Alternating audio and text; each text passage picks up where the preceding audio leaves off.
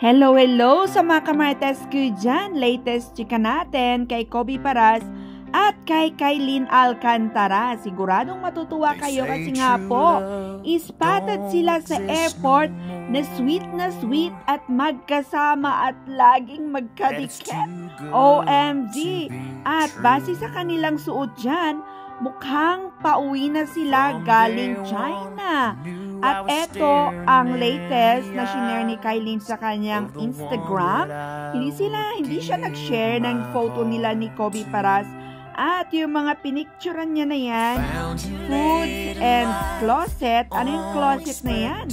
Closet ng lalaki kasi pangdamit lalaki ang mga nandiyan. At yung pinicturean niya na babae na yan is isang talent or staff ng Sparkle Management ng GMA.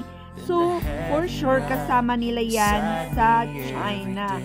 At look at them, OMG! Super kilig naman itong dalawa na ito. Kaya abangan na lang natin ang mga iba pa soon kung may mga lalabas pang mga videos and photos ng dalawa na ito na kinunan sa China.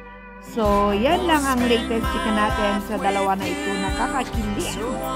That I would choose for my happily ever after.